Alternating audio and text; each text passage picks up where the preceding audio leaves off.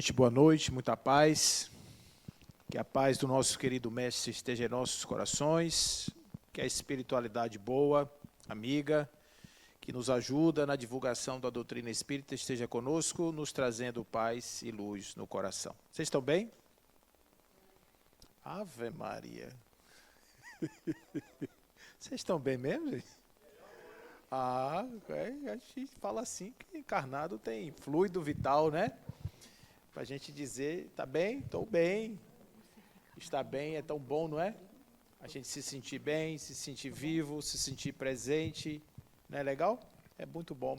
É muito bom estar aqui também com vocês, uma sexta-feira à noite, véspera de um final de semana, e a gente está aqui junto para falar sobre um tema que é crucial dentro da doutrina espírita, que é fundamento, não é, de todo o processo da construção da doutrina, porque a doutrina espírita só existe porque ela foi obtida por meios mediúnicos.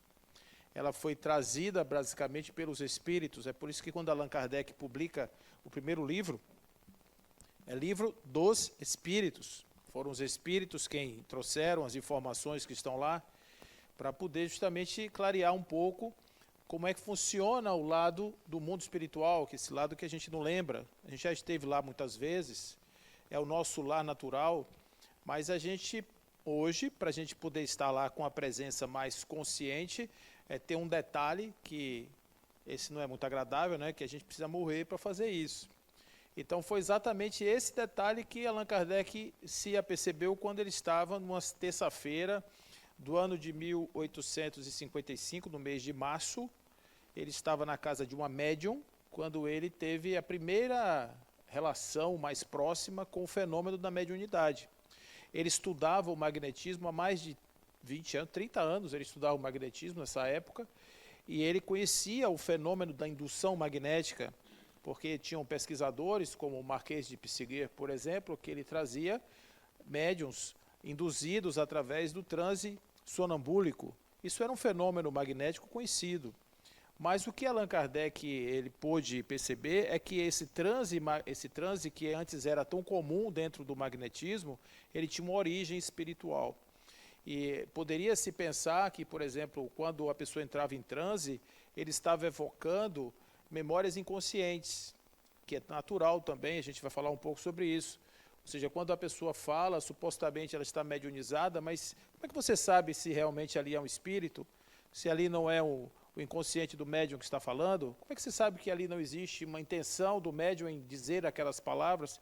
Né? Então, para se tirar realmente excluir toda dúvida em relação a esse processo, você precisa adentrar no processo do entendimento da mediunidade como fenômeno, para a gente poder compreender, então, essa enormidade aí que está sendo colocada. Então, a primeira pergunta é o que é mediunidade? Então, no livro dos médiuns, está ali no capítulo 14, Allan Kardec fala que a mediunidade todo mundo tem, não é? Que é mais ou menos a capacidade de perceber, em algum grau, a influência dos espíritos. Então, observe que isso é também bem complicado. É um caso que eu conto bastante, é uma moça que chegou para Divaldo e perguntou assim, seu Divaldo, eu sou médium. Aí ele fez assim, depende, a senhora sente alguma coisa? Não, então não é. Mas, seu Divaldo, quando eu chego em casa, 6 horas da tarde, me dá um arrepio aqui na coluna, eu sinto o cotovelo doer, ele fez, então é. Então você veja que mediunidade é um fenômeno que nós todos, de certa forma, possuímos. Porque ela não é, a mediunidade não tem a ver com poder, não tem a ver com uma investidura de espíritos maiores que vai dizer você tem essa força, o outro não tem. Não é uma coisa, um privilégio. É uma característica do corpo físico e do perispírito. Por isso, como todo mundo tem um corpo físico e todo mundo tem um perispírito, essa característica está presente potencialmente em todos nós. Mas por que é que nós não manifestamos isso ordinariamente? Porque na grande maioria dos corpos físicos e dos perispíritos que nós possuímos, não há os elementos necessários para que essa manifestação se dê de maneira recorrente, ordinária, positiva, como se diz na linguagem do espiritismo. Então, A mediunidade chamada ostensiva, aquela mediunidade dos grandes médiuns, ela vai acontecer por conta de uma faculdade combinada desses dois elementos, do perispírito e do corpo físico, desses indivíduos. É como você ter, por exemplo, uma habilidade de raciocínio, você tem uma habilidade motora, você tem uma habilidade de falar, você tem alguma coisa que é algo que alguém tem e o outro não tem, e essa característica também assim se dá na combinação, produzindo na pessoa o efeito. Então isso não tem nada a ver com ordem moral, por exemplo. Você pode encontrar uma mediunidade imensa em uma pessoa que tem um caráter abjeto. Você pode encontrar isso. Tá? E você pergunta, como é que uma pessoa dessa tem a mediunidade? É porque isso não tem a ver com a moral, tem a ver com essa constituição e, acima de tudo, tem a ver com a programação reencarnacional, da reencarnação daquela pessoa. Então, aquela programação reencarnatória, aquilo que veio para a pessoa, aquilo traz, de certa forma, a mediunidade como um instrumento evolutivo. Tudo que a gente carrega, quer seja um braço, quer seja uma perna, a ponta do dedo, qualquer coisa que a gente carrega na nossa expressão física tem a ver com nossa missão, tem a ver com a nossa faculdade existencial, com a nossa necessidade de sermos aqui aquilo que nós precisamos ser. Então, nós trazemos as expressões necessárias ao desenvolvimento das nossas faculdades de consciência. Se a gente vai usar ou não, isso é outro departamento, mas a gente traz potencialidades, faculdades, que são inerentes à expressão daquele sujeito que está vivendo um personagem aqui na Terra. A mediunidade é uma característica, por isso se diz, muitas vezes, que os espíritos dos médiuns são aqueles mais necessitados das corrigendas, das experiências mais duras, porque viver no sacerdócio da mediunidade não é uma coisa fácil.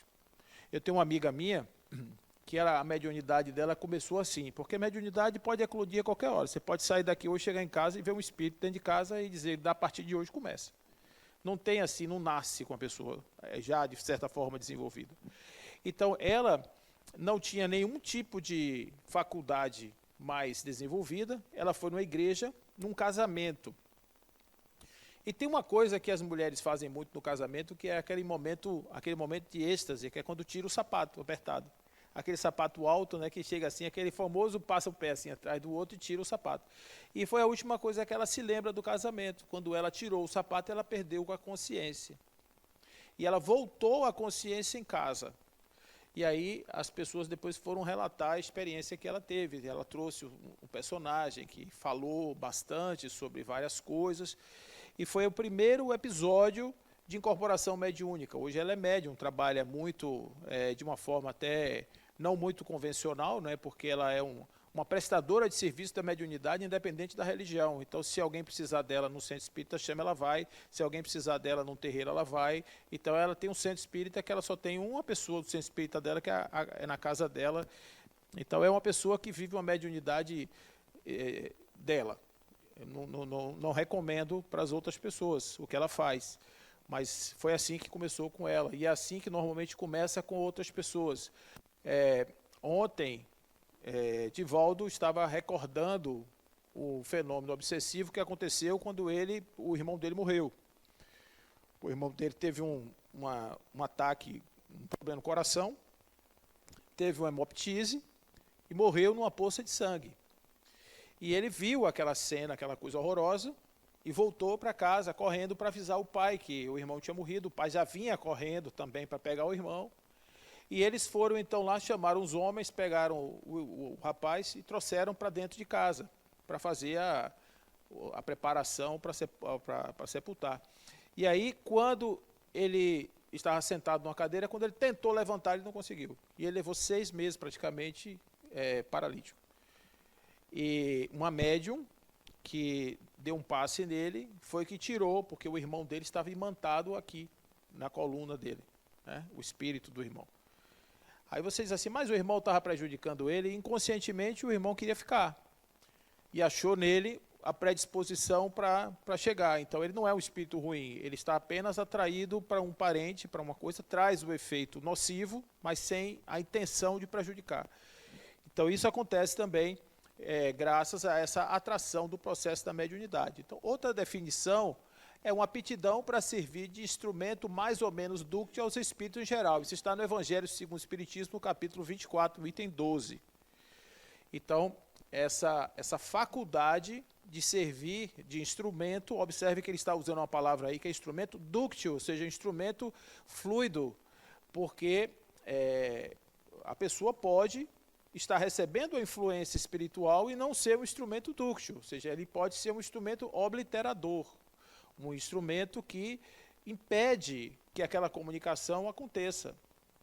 Então imagine o seguinte, o espírito chega, a pessoa torce para o Bahia. Aí o espírito vem e diz, o Vitória é o melhor time que tem no Campeonato Baiano. Aí o médium diz, isso aí eu não digo não, porque eu não concordo. Então observe que ele está com a ideia dele atrapalhando a comunicação, porque ele não concorda com o que está sendo dito. Isso é um processo chamado de animismo, que o animismo nada mais é do que a expressão do espírito do próprio médium. Então, quando se diz uma comunicação mediúnica, observe que a palavra médium é o que está no meio. Essa palavra, inclusive, foi cunhada por Allan Kardec. Você está no meio entre um espírito comunicante e alguém que recebe a mensagem. Você é um mensageiro, você é um papel, você é um instrumento.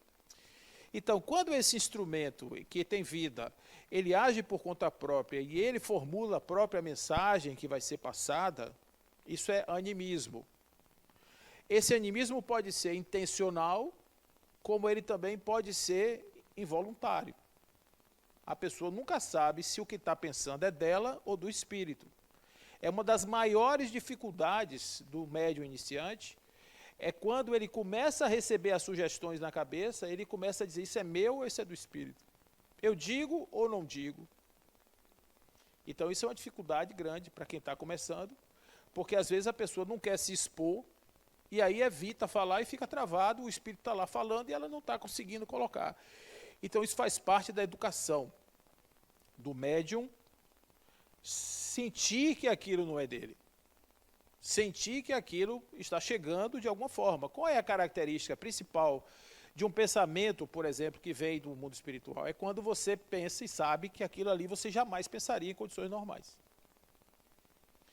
Então, você está andando e de repente vem um insight, assim, uma coisa que você, de onde isso apareceu? Não é? E aí você vai ver que realmente isso pode ser que tenha sido uma influência da espiritualidade. Então, todas as pessoas têm essa faculdade, mas geralmente essa qualificação vai se aplicar apenas cujo dom mediúnico está claramente caracterizado, está no livro dos médiuns. Quando Allan Kardec diz todo mundo é médium, mas, veja bem, esse arrepio é ocasional, essa visão, por exemplo, quando a pessoa está doente, a gente está mais assim, predisposto a ter essas visões. Porque o perispírito está um pouco mais afastado do corpo, quando a gente está naquele estado assim meio de sono, aquele estado de torpor. Então o pessoal que está se despedindo da carne, normalmente aqueles doentes que estão em hospital, eles têm, comumente eles têm a ideia de que eles estão vendo pessoas, parentes, pessoas que chegam, que visitam. Eu me recordo do meu pai. Meu pai estava na CBUTI, ele já estava dos últimos dias, penúltimo dia talvez, o dia do desencarne dele, e estávamos eu e ele só dentro do quarto. Quando eu entrei, ele fez, isso aqui hoje está uma festa. Aí quem ele estava vendo nessa festa, eu não faço ideia, né? Mas era muita gente que ele estava vendo já. O espírito vai se desprendendo. Isso acontece todos os dias quando a gente dorme. Porque o espírito, gente, não precisa dormir, né? Então o que acontece? Quando a gente dorme, o espírito solta e vai participar de alguma coisa, de algum tipo de experiência no mundo espiritual, e às vezes a gente lembra dessa experiência. A gente tem sonhos que parecem realidades objetivas. Vocês já tiveram sonhos assim? Que você acorda com a sensação de que você viveu aquilo mesmo, de verdade, que não foi um sonho? Então, isso é vivência espiritual. Por que a gente não lembra? Porque ela não passa pelo sensório. Não passa pelo campo de apreensão de memória normal. Então, quando a gente tem essa experiência fora desse campo sensório, que é uma experiência exclusivamente espiritual, a gente não lembra. Muitas vezes isso vem de tal forma tão intensa que fica marcado. o próprio espírito, né, traz isso de maneira tão intensa quando ele retorna que o corpo sente essa imagem. Então, aquela luzinha que está acesa ali no meio do cérebro, isso aqui é uma representação da glândula pineal, que segundo alguns pesquisadores hoje, inclusive brasileiros, esse lugar aí é um lugar que está muito conectado com a nossa sintonia espiritual, porque essa é uma glândula feita de mineral. Hepatita é um mineral e ela tem a ver com a questão do desenvolvimento da questão da sexualidade e tal, mas ela também, o sono, né? Mas ela também tem uma função, provavelmente uma função conectar com essas energias de campo espiritual. Isso já é bem antigo, tá? Essa ideia, só que agora tem algumas experiências aí que estão apontando para ela como sendo o centro no cérebro de conexão espiritual. Uma coisa que a gente vai entender da mediunidade, a questão da relação corpo-espírito, é que, por exemplo, a memória nossa, ela tem componentes extracerebrais. Porque a gente não pode afirmar que nossa memória é 100% presa na questão do fisicalismo do cérebro, na questão da fisiologia cerebral. Então, existe uma memória, um campo de memória extrafísico, que é o campo de memória espiritual, que contém tudo aquilo que está na parte, vamos dizer assim, mais imediata do cérebro, que é o acesso imediato que eu tenho, que é a parte da consciência. Então, esse acervo de memória do espírito, ele está presente do ponto de vista do nosso campo de acesso no inconsciente profundo, segundo Joana de Ângeles. Então, nós temos como acessar vidas passadas se nós tivermos a capacidade de chegar nesse campo de inconsciência profunda dentro do nosso psiquismo, que não é cerebral, é extracerebral. Para isso, a gente tem que estar num estado chamado estado alterado de consciência. Então, tem pessoas que entram nesse estado alterado de consciência usando, por exemplo, a ayahuasca. Usa uma droga para fazer isso. Tem gente que faz com respiração. Eu fiz uma experiência transpessoal de acesso a memórias de vidas passadas usando a respiração holotrópica, que você entra num ritmo de respiração e em um determinado momento você sai daquela consciência vigil, daquela consciência real aqui do mundo real e você vai para um outro lugar. Então, eu não sei o que é que eu fui acessar, porque eu fiquei voando durante 15 minutos. Mas voando é batendo asa, batendo perna, fazendo que nem um passarinho. Quando eu acordei, que eu digo assim, que eu estava num transe, quando eu voltei, eu levei 20 dias, como se diz na linguagem, entrevado. Que eu não sei como é que meu corpo conseguiu fazer aquilo durante tanto tempo. Eu sei que eu não conseguia nem me levantar direito. Porque acabou com o meu corpo, aquela experiência. Porque não estava preparado para voar, que nem passarinho, né? Com a idade já vai chegando, a gente não consegue, né? Tem, no máximo, ficar sentado no ninho ali, esperando, né, a comidinha chegar. Bom, então, todo aquele que sente, num grau qualquer, a influência de espírito é médium. Essa faculdade é inerente ao homem e não constitui nenhum privilégio. Por isso, raras são as pessoas que dela não possuem alguns rudimentos. Isso é Allan Kardec também, no livro dos médiuns. O médium é a pessoa que pode servir de intermediário entre espíritos e os homens. Por isso, médium.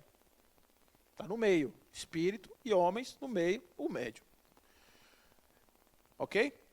Então, tem pessoas que dizem assim, eu não sou médium não, eu sou mínimo. Né? Porque acha que o médium é aquele espírito que está numa faixa intermediária. Então, num grau de mediunidade intermediária. Só para vocês terem ideia de onde é que a gente chega com esses graus de mediunidade, esse aqui, por exemplo, era um médium que levitava.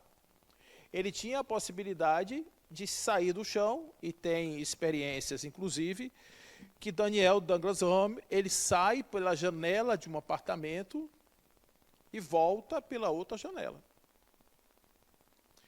Então você diz, o que é que faculdade é essa? São fenômenos de natureza física. Tem médiuns que têm a faculdade de natureza física. Tem médiuns que têm a natureza, ou a faculdade de natureza subjetiva, que são aqueles que fazem a psicofonia, que falam, que incorporam espíritos, que dão mensagens. Tem aqueles da psicografia, que escrevem mensagens. Tem a da psicopictografia, que são os que pintam.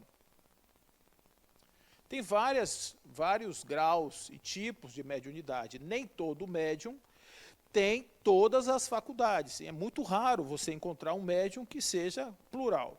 Normalmente o médium ele é da psicofonia, mas ele não vê, ele não ouve, não é? A psicofonia é uma intuição, você vai meio que tendo a ideia e vai escrevendo, você vai falando, você vai pintando, você vai fazendo alguma coisa. Então esse psico alguma coisa é isso. Então, daí que está a dificuldade de você separar o joio do trigo, né? O que é meu, o que não é meu, mas com o tempo você vai se acostumando com essa ideia, tá certo?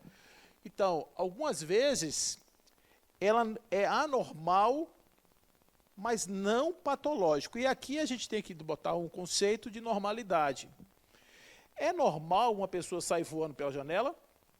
Não. Por que não é normal?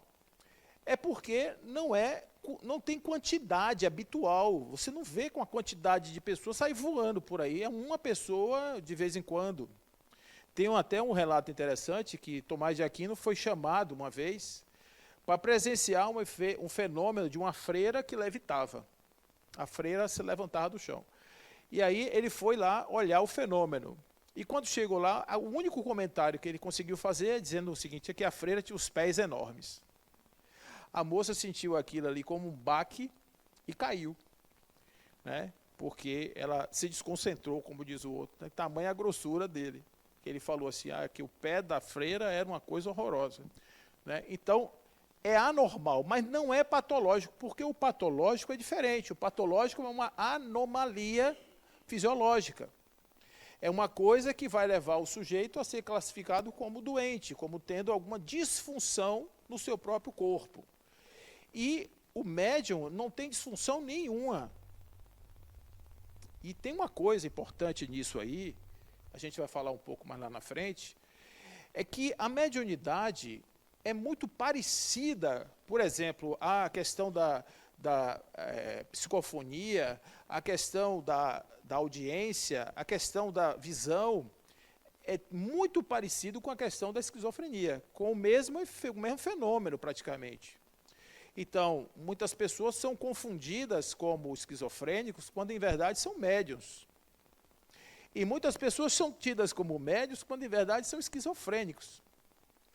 Então, é preciso ter um tratamento, uma análise disso de forma muito criteriosa. Uma das características importantes que diferencia um caso do outro é que o médium, quando ele está no seu estado de normalidade, ele não confunde a realidade do mundo espiritual com a do mundo real. Ele vai, entra em transe, e quando ele volta, ele sabe que entrou em transe, ele sabe que foi no mundo, mas sabe que voltou. E a pessoa que está no estado de disfuncionalidade, a pessoa não tem essa percepção. A pessoa vai e acha que ficou por lá, que volta e não sabe exatamente se está lá, se está cá, né? É aquela história, sonhei que era uma borboleta e quando acordei, eu não sei se era um homem que sonhou ser uma borboleta ou se é uma borboleta que está sonhando que é um homem.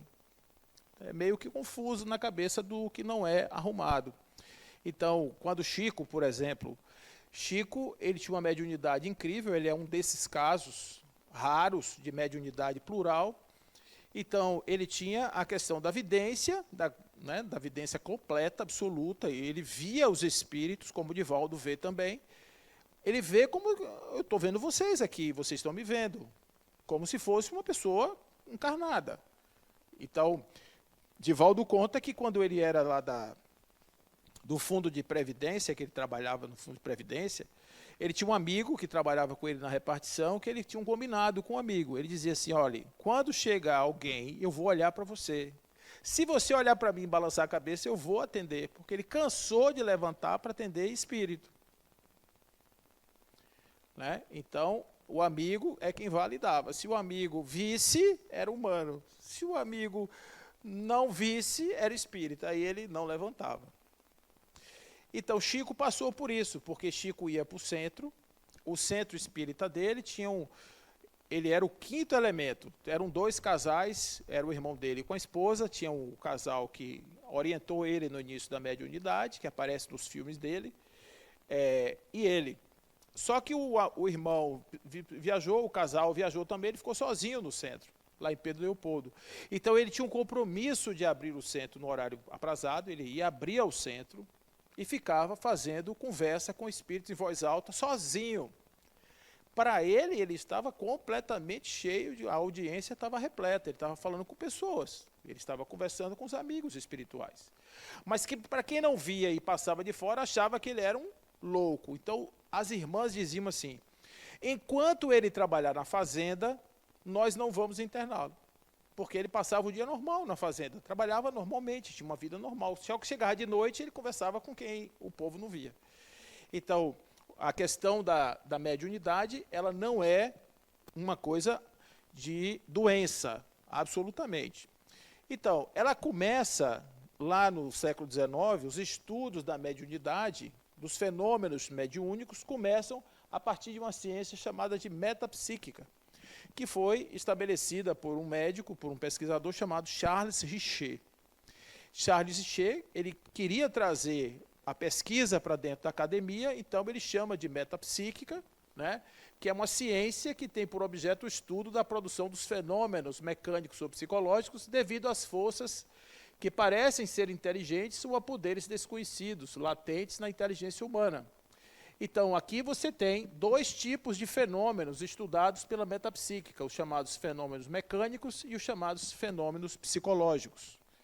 O que é um fenômeno mecânico? É aquele que movimenta a matéria, é aquele que tem transporte de matéria. Então, você tem fenômenos mediúnicos, por exemplo, que dentro do espaço mediúnico você tem materializações de coisas que caem do teto, tem coisas que aparecem debaixo da mesa, tem coisas que aparecem em cima da mesa, tá certo? Tem material que é transportado de um lugar para outro. Então, esses fenômenos de transporte, esses fenômenos de telecinesia, que chama de movimentação a partir do pensamento, eles são chamados fenômenos mecânicos. E os psicológicos são aqueles que são de natureza intuitiva, que tem a ver com você ouvir voz, você ter uma intuição, você ter um pensamento. Esses estariam na categoria dos chamados fenômenos psicológicos. Então, essas duas naturezas de fenômenos, né, tanto os mecânicos quanto os psicológicos, eles foram estudados. E aí vem o conceito também, que é o conceito de Heine, que começa a transformar a metapsíquica naquilo que é conhecido hoje como parapsicologia. A parapsicologia vem da metapsíquica, né, é uma ciência que estuda esse mesmo tipo de fenômeno e categoriza ele nesses tipos aqui, o psigama, né, que é o fenômeno psi, que é o psi, que é o que vem daí a palavra psique, né, vem da palavra psique, que tem a ver com a questão da mente, com a questão da consciência, porque eles entendem que esses fenômenos têm origem, têm natureza na parte mental do sujeito. Então, eles chamam de psigama, a cognição que tem a percepção chamada PES, percepção extrasensorial, e o chamado psicapa, que seriam os fenômenos materiais. Então, os fenômenos materiais seriam psicapa, os fenômenos subjetivos ou psicológicos seriam chamados psigama. Mesma coisa, só muda o nome.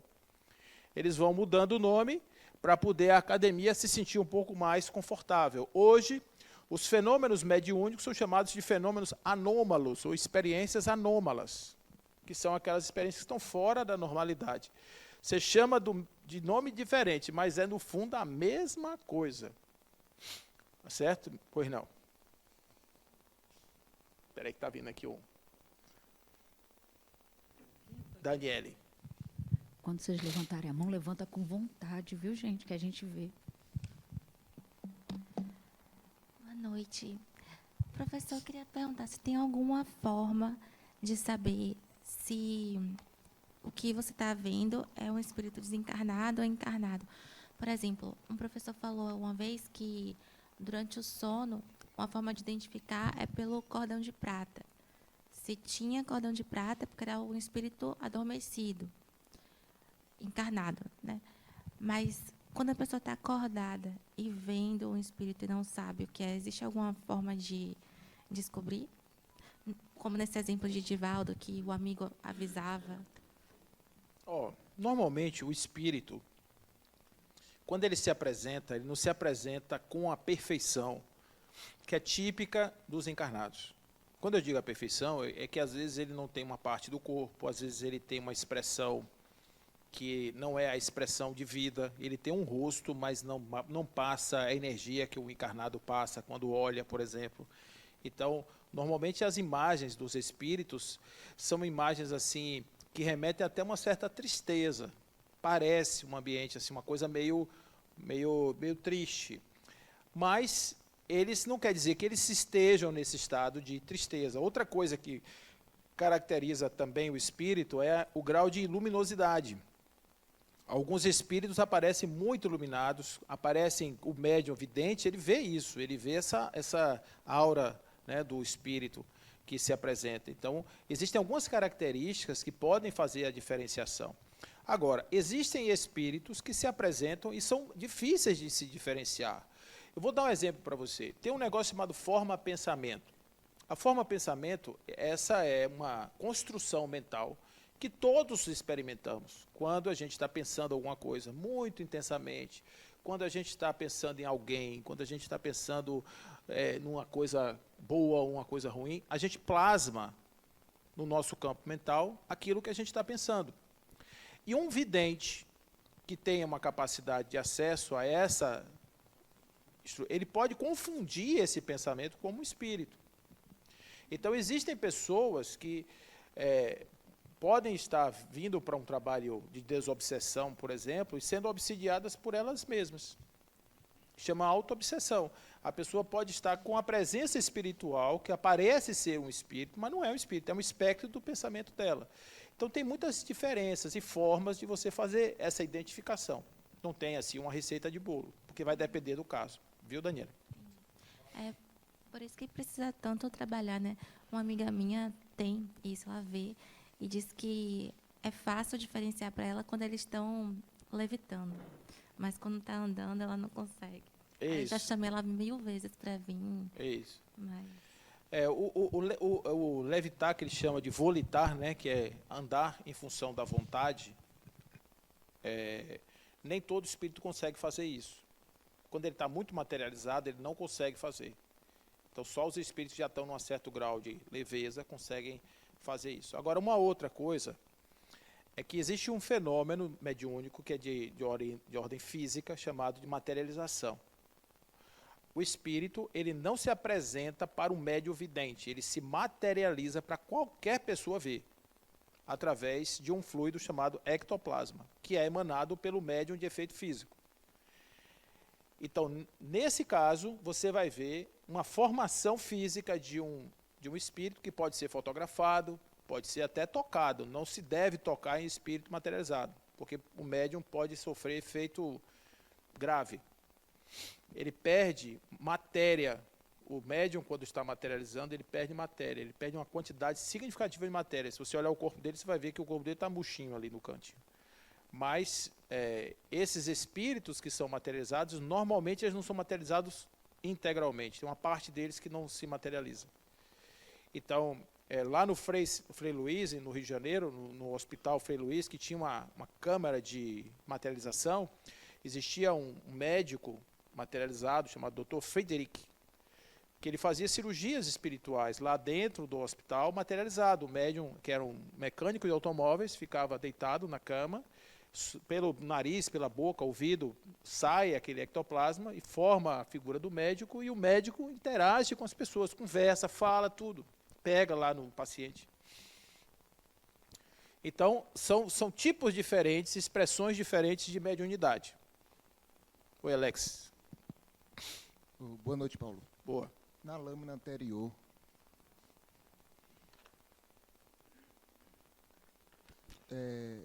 aquela palavra pseudociência.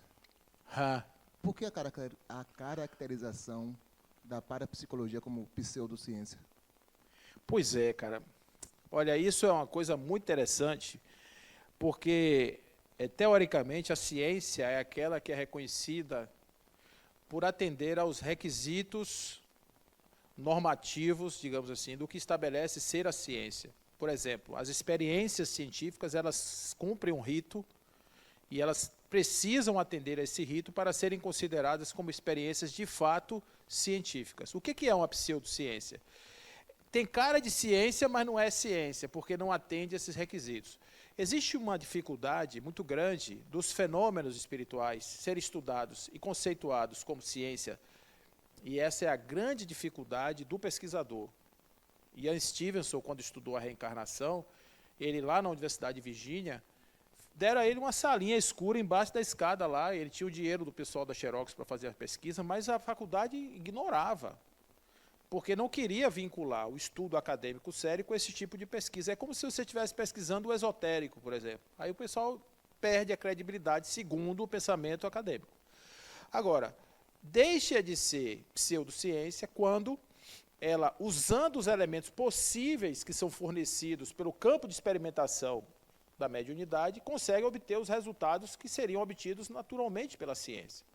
Porque a ciência, o que ela faz? Ela pega um pé de feijão, ela pega um caroço e estuda a embriogênese lá, o desenvolvimento lá do feijão. Estuda tudo lá. Muito bem. Aí, se você pegar um espírito, como é que você vai estudar o espírito? Tem uma dificuldade de estudar espírito. Por exemplo, Bezerra de Menezes. Você incorpora Bezerra de Menezes, por exemplo, vai ser de um jeito. Se você incorpora Bezerra de Menezes, vai ser outro Bezerra de Menezes, diferente do seu. Você vai dizer, mas não é Bezerra de Menezes. É porque a experiência é completa. Ela não é só o espírito passa no psiquismo do médium. Mesmo que o médium não esteja interferindo, mas o médium, de alguma maneira, com as suas limitações, ele vai ter uma expressão daquele espírito que é diferente um do outro. Está entendendo? Então você não consegue botar um espírito num tomógrafo. Você não consegue fazer isso. O máximo que você consegue fazer é pegar um médium, botar os eletrodos na cabeça dele e botar o médium para fazer uma experiência mediúnica e saber se a área do cérebro que está sendo ativada naquele momento é a mesma que estaria sendo ativada se ele estivesse fazendo uma experiência normal. Ele vai escrever uma carta, por exemplo. Então, na carta, quando você escreve, tem áreas do cérebro que são movimentadas. Mas, no caso da psicografia, são outras áreas que não seriam nunca ativadas em condições normais. Então, ele vê que ali tem uma experiência anômala. Ele chama assim, experiência anômala. É diferente a experiência. Por isso ele chama de pseudociência, entendeu? Agora, é uma ciência dentro do campo de possibilidade da experimentação do mundo espiritual, do mundo transpessoal. É uma ciência. Oi, Reginaldo. Boa noite. Quando você pensa, às vezes, em uma pessoa que você perdeu contato há muito tempo, você pensa nessa pessoa, essa pessoa liga para você. Isso. O que é isso? Chama ressonância. Isso é muito estudado hoje dentro de uma pseudociência chamada pseudociência dos campos mórficos e da ressonância mórfica. Eu vou te contar um caso que aconteceu, você está me perguntando o que aconteceu com você, e eu vou te contar um caso que aconteceu comigo que você vai entender como é que isso funciona. Eu fui visitar um amigo aqui no Vale do Jiquiriçá. E aí eu estava lá, fui fazer uma palestra no centro que ele tem lá há muitos anos. E ele contava para mim o seguinte, ele perguntou, Paulo, qual é a sua formação? Eu disse, eu sou analista de sistemas, mas eu tenho uma formação na área de terapia sistêmica familiar, tenho também formação na área de terapia holística transpessoal e tenho especialização em constelações familiares. Eu sou constelador. Aí ele perguntou assim para mim, Paulo, você por acaso, esse negócio de constelação familiar, o que é isso? Aí eu falei para ele, aí eu expliquei para ele o que era campo, o que era a questão de família, o que eram as ordens, chamadas ordens de precedência, as ordens do amor. Expliquei mais ou menos para ele. Aí ele falou para mim, não, eu tenho irmão, tem 2 anos que eu não falo com ele, porque meu irmão não aceita ajuda minha. E eu gostaria muito de ajudar o meu irmão, mas ele não me permite chegar junto dele. Olha o que nós estávamos conversando aqui. Estávamos falando sobre campo, estávamos falando sobre constelação familiar e ele trouxe a situação do irmão. Mas não deu 1 minuto, o telefone dele tocou. Aí, quando ele atendeu, quem era? Fazendo o quê? Pedindo ajuda. Pedindo ajuda. Aí você diz, isso é coincidência. Eu estou contando um caso, agora você conta o seu.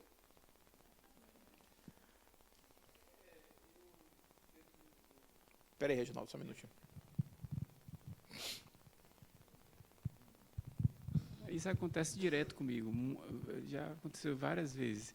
A última foi um amigo de infância que ele, além de ser amigo, também ele é cliente. E aí eu pensei, pô, Reinaldo sumiu. Mas pouco tempo depois ele ligou para você. Olha, gente, isso passou aí mensagem. tudo é questão da Hoje mente. ninguém A liga mente mais. trabalha num campo extrafísico. A mente não trabalha no campo, decididamente, no campo cerebral. Porque tem a telepatia. A telepatia é um processo de comunicação mensurável, inclusive. Você tem experiências que são experiências dadas no campo da ressonância. Essa semana eu estava revendo o material de Rupert Sheldrake sobre isso.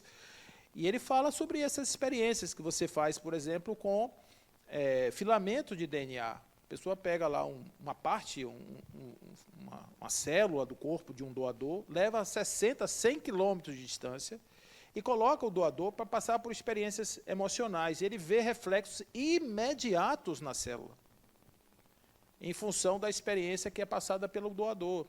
Então, isso mostra que você tem um efeito de comunicação entre o doador e a parte que foi, né, que estava conectada com ele, que ele chama de entrelaçamento. Esse entrelaçamento tem um campo de ressonância que não está no campo físico, não está no campo do deslocamento, né, do espaço-tempo, está fora do espaço-tempo. Então, isso é da mente, a mente trabalha nesse lado. A gente que acha que nossa mente é muito a gente tem um pensamento cartesiano sobre cérebro, porque a gente é fisicalista. A gente acha que o pensamento é um fenômeno cerebral, é um epifenômeno do cérebro. Mas o pensamento ele tem origem fora, inclusive, do cérebro. A explicação que os espíritos dão é que o pensamento tem origem extracerebral. O espírito pensa. O cérebro materializa o impulso cerebral do espírito. Então, a questão do violão, por exemplo.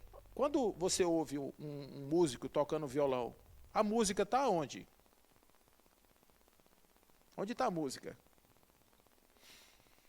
Onde ela está? No ambiente? No campo? Ela está na cabeça do músico. O violão transforma o que está na cabeça dele em vibração no ar para você ouvir. Mas ela já começou a tocar na cabeça dele antes dele pegar no violão. Quando ele vai projetar uma cadeira, o escultor, o designer vai fazer uma cadeira. Antes dele começar a serrar, ele não já criou a cadeira na cabeça? Entendeu? Então, esse processo, ele acontece assim, você tem uma ideia, essa ideia ela entra no campo de realização e o campo de realização transforma aquilo numa experiência real. Aí você diz assim, mas se o cérebro for alterado, ele não pensa. É a mesma coisa do violão. Se você pegar um violão, pode ser o melhor tocador de violão do mundo, mas se você arrancar as cordas do violão, ele não toca nada. Se você pegar o cérebro e tirar as funções que traduzem esses estímulos em ação concreta do homem, ele não vai produzir. O espírito pensa, mas o cérebro não reproduz. Entendeu?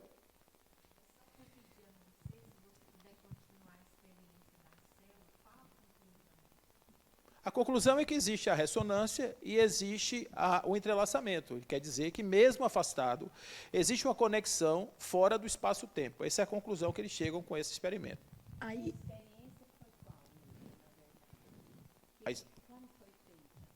eles pegaram um doador, tiraram uma célula e botaram num meio de cultura e levaram 60, 100 quilômetros de espaço. E botaram essa pessoa para passar por experiências de alegria, de tristeza, com imagens que mostravam crianças alegres, crianças em guerra e etc.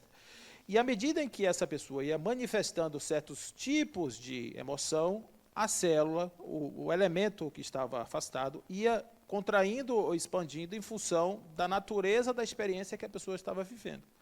Agora, aquilo mostrava que havia uma conexão com essa parte do doador remotamente, e era instantâneo. O processo, eles anotavam a hora lá e tal, e eles viam que era instantâneo. Isso, o processo basicamente de expansão e construção, que era a comunicação possível que ela expressava. Isso. Exatamente, eu queria saber se isso tem a ver, por exemplo, às vezes a gente ouve, eu tenho irmãos gêmeos, e aí um está em outra cidade, a outra pessoa está aqui, e sente uma dor numa determinada parte do corpo, aí meu irmão sofreu um acidente lá em Brasília, e bateu o braço, não sei o que, é tipo assim, exatamente minha isso. irmã não sabia de nada, ela estava aqui exatamente e isso. não... E chama intuição de mãe. Não, isso eu acho que é porque eles eram ligados. Não, mas são não gêmeos, precisa então. ser ligado assim. Você tá colocando gêmeos, ok. Mas qualquer tipo de relacionamento emocional mais profundo cria essa conexão. Não precisa ser gêmeos, tá certo? Você cria essa conexão. Então, quando você sente uma angústia aqui em relação a alguém, normalmente essa pessoa está numa situação lá que está em sintonia com você. Né? Uma outra coisa, nada a ver, mas assim, é porque eu só não entendo, ignorância minha, com certeza tem vários estudiosos sobre isso. Mas, para mim, tomando as aulas aqui, eu sou uma leiga, não entendo nada, me parece que só não é feito assim, para a ciência, para a ciência realmente, é bem pouco, né? Porque tem vários relatos, como essa experiência mesmo da célula lá. Por exemplo, quando o médium está incorporando ou sai do ectoplasma aqui, o peso diminui. Tipo assim, são várias evidências bem... Você está falando assim, que é má vontade. Uma má vontade. É isso. Tem um pouco má vontade, gente, porque há certas crenças. Esse Rupert Sheldrake, ele escreveu como é que é? Ciência Sem Dogmas, é o livro que ele escreveu, um livro chamado Ciência Sem Dogmas, que ele fala sobre isso. Porque ele fez uma pesquisa muito bem fundamentada, a pesquisa dos campos morfogenéticos, é muito bem fundamentada, com casos, relatos, inclusive no mundo vegetal, ele é biólogo, ele conhece muito, ele traz muitos exemplos de como funciona e explica como funciona, a questão do crioudo, tudo. Só que a academia não aceita. Eu me lembro de um diálogo de Freud com Jung. Jung tinha uma questão de um pé na mediunidade. E ele dizia para Freud, num desses diálogos, documentado inclusive, que quando ele sentia uma dor no estômago, ele ouvia um estalo. Quando o estômago dele doía é porque ia ter um estalo, que é um fenômeno tipológico, é um fenômeno mediúnico. Aí ele dizia, agora mesmo vai ter, aí estalava estante. Aí daqui a pouco ele começava, vai ter de novo, aí estalava estante. Aí Freud disse, eu acho melhor você parar com isso, porque isso é suicídio acadêmico. Suicídio acadêmico. Falando dessa questão das experiências, tem esse médico lá em São Paulo, famoso, você deve ter ouvido falar, né? Sérgio Felipe de Oliveira. Ele ficou famoso porque ele fez as experiências com os eletrodos e ele conseguiu demonstrar realmente, né, que em algum momento, quando a pessoa entra em, vamos dizer assim, né, está num processo mediúnico, como as sinapses, ele conseguiu isso aí. E não só por isso, mas ele teve, assim, parece que apresentou isso no exterior e tal. É né? isso. E parece que como ele falou, ainda é uma heurística, né? Ou seja, que tem uns fundamentos para ser comprovado pela ciência, mas ainda não está... Como a gente conhece a ciência hoje, né? Do método da observação e tal. Exatamente. E tem outro livro famoso, que era na década de 50, 40, não me lembro bem, mas na época era um grupo de prisioneiros do Gulag. E esse grupo, eles começaram a ficar recluídos, né? Mais afastados lá dos prisioneiros, na época lá daquele período lá da Rússia, né? E aí eles começaram a se afastar mais, aí eles ficaram recolhidos numa caverna cada vez mais. Então eles foram adquirindo outros sentidos, que não os físicos, né? E aí eles conseguiram transmitir para um pessoal em Londres, Sociedade Psíquica de Londres, é tudo registrado e tudo, e conseguiram se comunicar. E ficou registrado esse estudo, né? E isso aí tem um livro aí, eu acho que é edição esgotada, eu acho que eu tinha até esse livro em casa. Mas ali eu acho que foi uma das primeiras, vamos dizer, não é comprovação, né? Mas que você prova essa questão, né? Que existe toda essa realidade que a ciência ainda não conseguiu. Vou contar uma história para vocês. Tinha um cara chamado Hans Berger. E Hans Berger, ele gostava de cavalos. Ele gostava de cavalgar. E quando veio a guerra, ele foi chamado para o exército e ele pediu para ir para a cavalaria. E ele estava numa frente, né? E o pessoal vinha carregando um super canhão com vários cavalos, puxando essa carroça do canhão, e ele caiu na frente da carroça.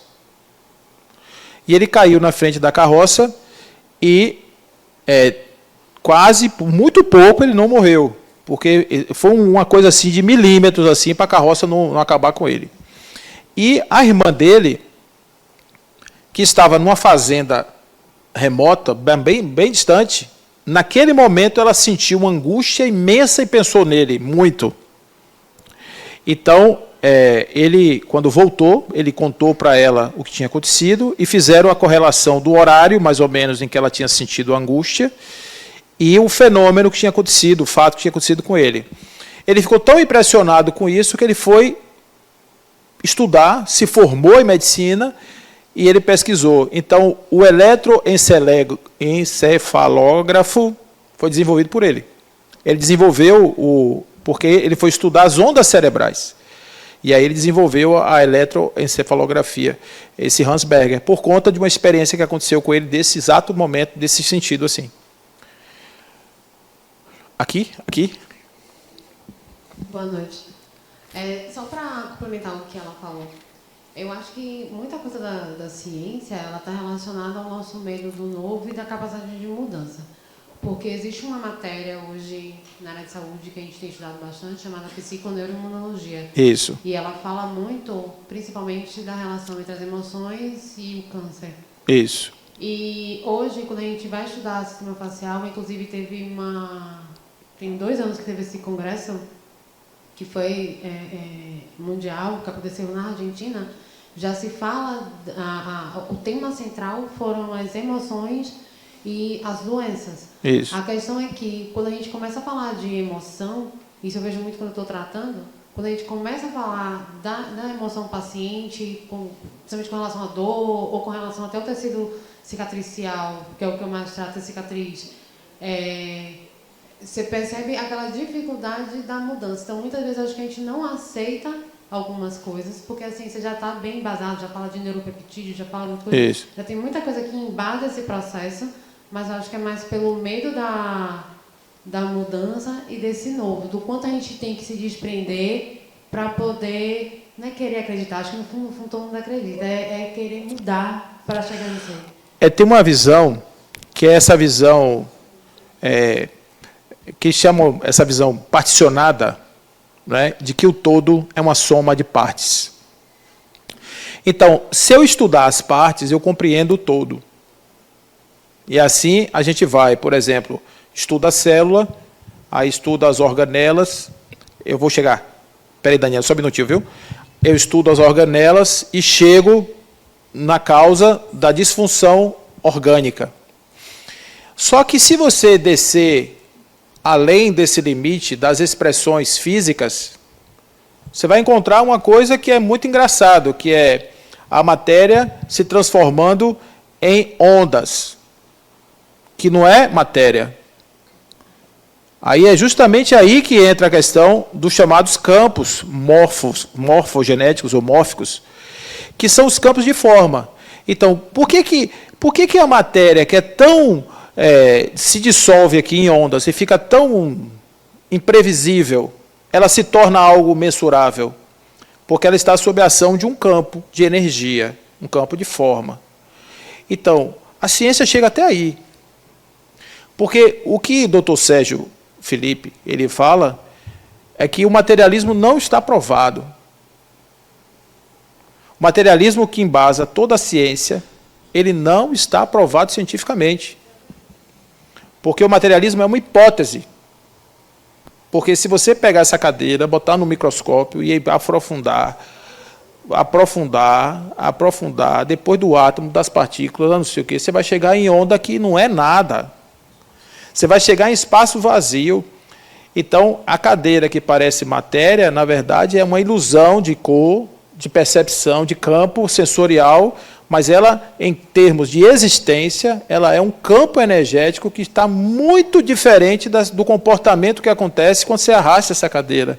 Quando o outro joga a cadeira em cima do outro lá no debate, aquilo parece físico. Absolutamente físico, e é físico, dentro dessa demonstração aqui periférica. Mas o que aconteceu no campo infrafísico, né, naquele momento, tem nada de matéria. Então, se você pegar e abandonar um pouco isso e você entrar nesse estudo, a gente vai regredir 167 anos atrás e vai chegar no Livro dos Espíritos, quando ele diz que a natureza da expressão física do corpo é o espírito e sua mente através do perispírito, que molda o corpo que vai ser utilizado na experiência do indivíduo. Então, esse corpo físico aqui, ele tem a ação de um campo que não é semimaterial, que é chamado perispírito. Isso já tem 167 anos, gente. O Espiritismo traz isso muito claramente. Então, quando a gente fala de mediunidade, a gente está falando do domínio desse tipo de energia. Então, por exemplo, você trabalha na área de saúde. Hoje, as PICs já são aceitas. As práticas integrativas complementares. O que é isso? É você chegar, pegar um paciente e dar um passe dentro do hospital. Porque sabe que tem impacto positivo na recuperação do paciente quando você faz isso. Quando você aplica um passe, você faz uma transfusão energética, você muda a situação dele. A psiconeuroimunologia trabalha na questão de você mudar seu padrão emocional e, com isso, você ter mais resistência, seu corpo ser mais resistente à ação de doenças. Você se curar através de um processo de indução mental, por exemplo. A farmacinha do futuro. A mente é a farmacinha do futuro. É onde você vai buscar o remédio para curar aquelas disfunções do corpo físico. Você vai curar na mente. Né? Então, a gente ainda tem muito o que andar. Eu costumo dizer que, do ponto de vista espiritual, a gente está no beababá, no bebebé, no bebibi, no bebabu. Sabe por quê? Porque enquanto a gente tem essa potencialidade dentro da gente ainda, enquanto espíritos, estamos nos convencendo de que nós somos isso. A gente ainda está estudando o que a gente é, para que a gente possa dar o outro passo, que é, tá bom, eu sou isso, mas o que eu faço para me apoderar disso? Como é que eu me sirvo disso? Para usar isso em prol da minha vida? Oi, Daniele.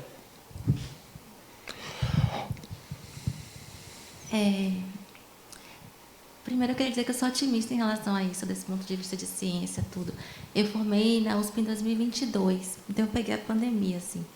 E lá, depois do Covid, eles instituíram algumas terapias alternativas. Ainda está com essa égide, né, de terapia alternativa. Mas tinha salinhas, né, designadas para a religião. E tinha passe espírita, tinha reuniões espíritas e passes. Na USP, numa sala reservada para isso. Eu ia na do espiritismo, mas tinham várias. Isso. Hoje chama Medicina e Espiritualidade. É uma matéria que já tem muitos cursos de medicina, né? Você poder imaginar que esses campos sutis têm influência no funcionamento da fisiologia do corpo, uma interferência direta no processo fisiológico. Então, isso já é ciência, já está entrando na ciência. Eu também sou muito otimista, viu, Daniela? Até, inclusive, do ponto de vista da humanidade. Porque isso não está restrito à ciência, ao estudo da ciência. Allan Kardec, quando ele pergunta aos espíritos sobre isso, tem uma resposta que eu acho muito bom. Ele fala, quem é você para pedir contas das leis de Deus? O espírito pergunta a ele está questionando por que isso não é assim e não é assim. Ele pergunta, quem é você para questionar, para dar conta das leis divinas? Então, a gente não está falando só disso, a gente está falando, por exemplo, de você tirar do ser humano a perspectiva de que ele é uma potência espiritual divina, que ele tem capacidade de superação mental. Então, quando você tira isso da pessoa e reduz a pessoa a uma carne que experimenta sensações durante um ciclo curto de vida aqui na Terra, você mata a pessoa. Porque a pessoa, o primeiro problema que ela tiver, ela sucumbe, porque ela não tem força interior para reagir. E uma dúvida que eu tenho é sobre o experimento que você falou da célula, da transferência da célula e tudo. E eu me lembrei de uma matéria que passou num programa de TV, de vários pacientes, vários casos diferentes, de pessoas que receberam transplante de órgãos e passaram a mudar comportamentos e demonstrar aptidões e afinidades que antes não tinham. Inclusive, mostrou um menino que nunca tinha tido contato com piano, nunca fez uma aula, e começou a tocar músicas, assim, como se já soubesse. E aí, sobre essa questão celular e tudo, teria alguma relação, assim, no que você falou sobre a parte estar ligada ao todo, ainda que não conectada, isso. mas fisicamente? A sintonia, isso. Esse processo do entrelaçamento é uma coisa, Daniela, muito, muito presente. Isso está na física quântica, isso está dentro do estudo da física quântica. Eu não estou entrando na física quântica, porque os físicos não gostam muito disso. Dizem que espírita não tem que se meter com física quântica. Tudo bem, deixa a física quântica lá. Só que o problema é o seguinte, isso tem a ver com tudo isso que a gente está falando. Quando você bota um coração transplantado, esse coração ele foi montado dentro de um campo de um espírito, que cedeu esse pedaço para um outro corpo. Então, ele traz toda a sintonia com aquele sujeito que gerou esse órgão. Agora, a melhor resposta que você pode ter para qualquer pergunta no Espiritismo, eu falo isso toda a aula que eu dou, é pode ser. Melhor resposta. Você pergunta assim, Paulo, o espírito doador do coração, que era um tocador, ele passa a habilidade para a pessoa, pelo simples fato da pessoa ter recebido o órgão? Pode ser. Mas observe que, para que ele tenha habilidade motora, ele precisa ter o exercício do cérebro. Para que ele possa tocar piano, ele pode estar incorporando um espírito tocador, que se apodera do cérebro dele e que toca. Por aquela conexão, né? Isso. Dele lá, naquele momento, ele está num transe mediúnico. Então, eu não sou músico. Eu não sou, vou dizer assim, eu não sou poeta.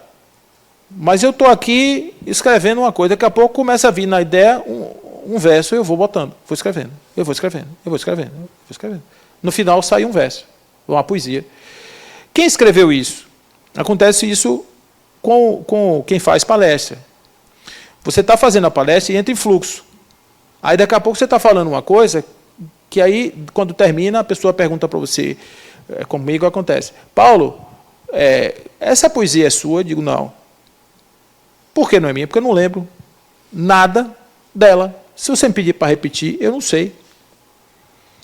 Então, isso acontece, mas isso não quer dizer que você, ordinariamente, tenha trazido para o seu cérebro essa habilidade para fazer isso como faria um poeta profissional. Você está entendendo? Ah, entendi. Talvez ele ele traga, junto com aquele órgão, uma afinidade, né? Mas não vai conseguir... Muitas respostas. Por exemplo, você pode ter uma vida passada que a pessoa tenha tido essa habilidade e ele está lembrando disso e trazendo para agora. Por exemplo, uma criança de 4 anos de idade que está tocando piano. Isso que você falou, Paula Fernandes, uma cantora, já falou uma vez que ela escreve músicas que não é ela que está escrevendo, porque às vezes tem palavras que nem ela conhece. Isso. Ela sabe que é um espírito. Acontece muito com quem está fazendo o processo da criação. O processo criativo ele é muito intuitivo e ele está nesse campo. Steve Jobs, ele tinha o livro de cabeceira dele, era a autobiografia de um yogi. Ele participou muito desse trabalho pesquisou a transpessoalidade na época que ele era jovem e tal. Ele se drogou bastante, né? Pagou o preço disso, mas ele tinha muitas essas experiências místicas. E há quem diga que aquele processo criativo dele, ele obtinha justamente nesse outro lugar, que ele viajava, ia lá e via o negócio, voltava e reproduzia. Aí, quando você diz assim, isso é, Paulo? Eu digo, pode ser. Olha aí como funciona a resposta, tá vendo? Bom, então eu vou mandando aqui.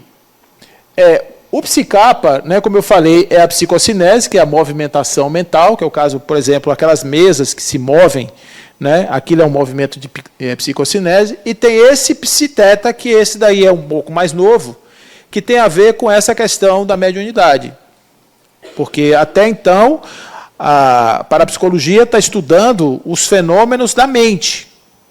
Ele não está estudando espiritismo, está estudando o fenômeno da mente, não está estudando a manifestação espiritual. Aí, quando entra esse campo aqui, né, aqui já tem esses fenômenos das conversas com seres que já estão supostamente mortos.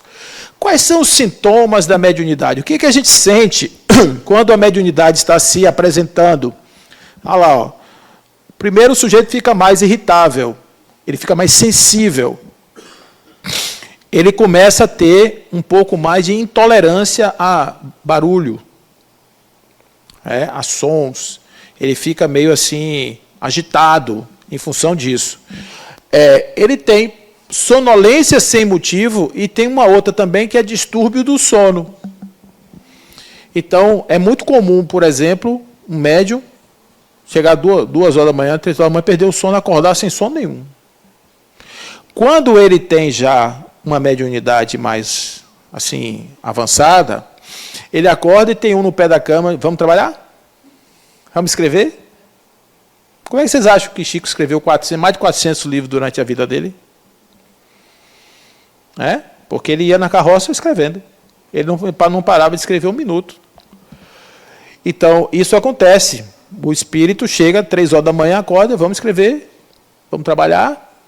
Né? Aí, Divaldo, uma vez, falou assim que ele foi para ele estava numa viagem e pegou uma gripe muito forte. E chegou no lugar e estava numa gripe muito forte. E chegou a hora da palestra. Aí Joana chega para ele e diz, meu filho, está na hora de ir. Mas minha irmã, eu estou quase morto. Ela fez, olha, eu já estou 100% morta e estou lá. E você faz favor de me acompanhar. A outra engraçada que ele conta é que uma vez ele falou assim para ela, irmã, eu estou tão cansado. Eu estou tão cansado desse negócio de acordar de madrugada, de escrever, de dar palestra. E eu estou exausto, irmã. Nossa, não dá para dar uma aliviada. Ela fez assim para ele, nada que um AVC não resolva. Já pensou? Quem tem um amigo desse, né? É como o Chico dizia, se é assim que você trata seus amigos, imagine como é que você trata seus inimigos, né?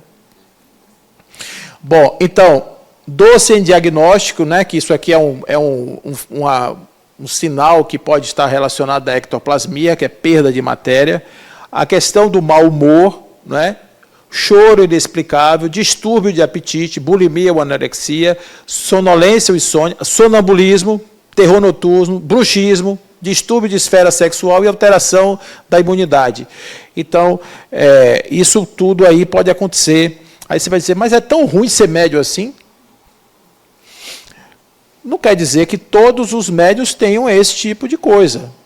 Mas, às vezes, acontece. Como é que você sente no seu corpo que você está tendo uma aproximação? Não é só o arrepio do braço. Tem toda uma confluência no processo psíquico da pessoa. Você está abrindo a possibilidade de alguém chegar no seu aparelho psíquico, interferir nas suas ideias, interferir no seu campo motor. Então, quem faz a psicografia, por exemplo, que tem o braço que mexe, tem pessoas que fazem pintura de quadro. Aqui em Salvador tem um que faz isso. Ele pinta um quadro com a mão e outro com outra mão, ao mesmo tempo.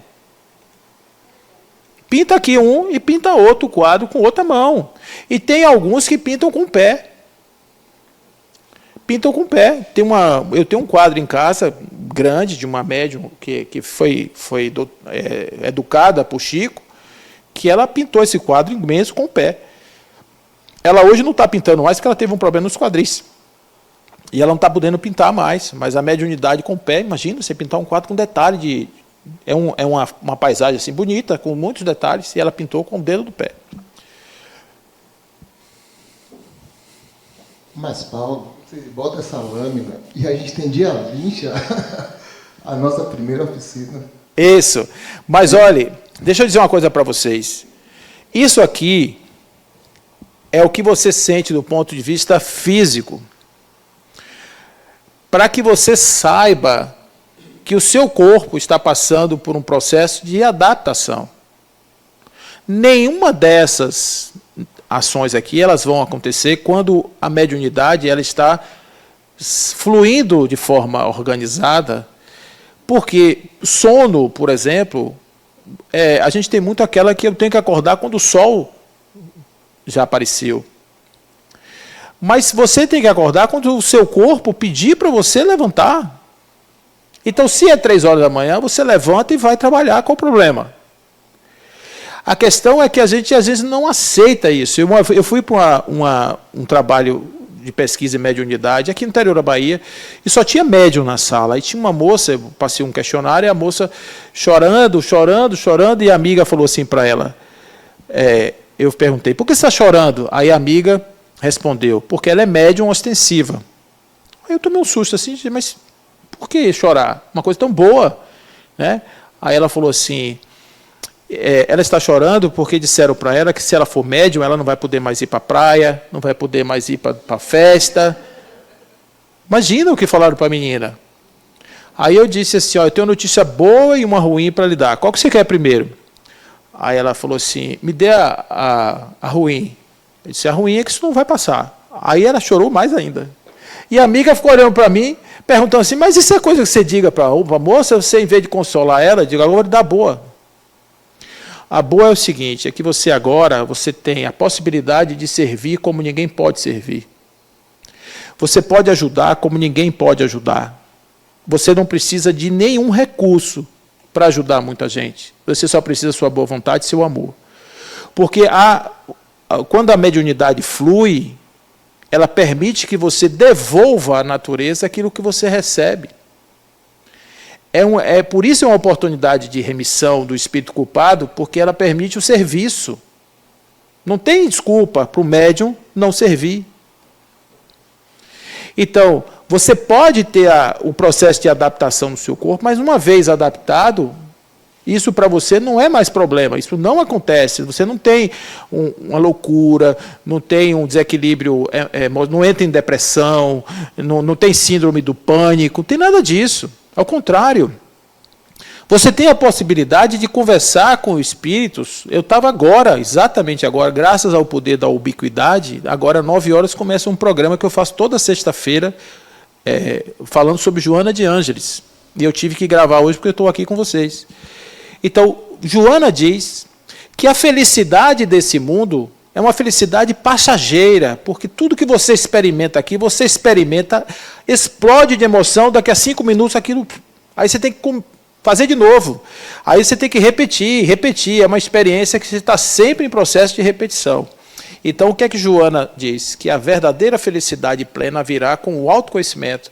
Quando você tiver a capacidade de encontrar na fonte do seu próprio ser, você encontrar todos os recursos necessários para você manter a sua vida em plenitude. E você só faz isso quando você acessa seus campos espirituais. Ela diz isso claramente. Então, isso aqui é uma forma de você acessar um mundo que não é usual. Imagina, você está num processo, você vai fazer um estudo e, de repente, você tem um consultor para te ajudar. Eu estava brincando outro dia, conversando com os alunos sobre educação, e falando sobre educação e espiritualidade, espiritismo, educação. Imagina, você está aqui, de repente, vem dar aula hoje, quem? Isaac Newton. Por que não? Vocês estão rindo por quê? O médium, o professor, de repente, se o espírito estiver disponível, ele incorpora Isaac Newton e dá uma mensagem em português para vocês, falando sobre a física. Né? E, claro, a física, depois de todos esses séculos que ele já está amadurecendo o seu conhecimento. Então, isso tudo é possível quando a gente tem acesso a isso. Então, a mediunidade é uma coisa santa que deve ser exercida santamente, religiosamente. É uma coisa sagradíssima.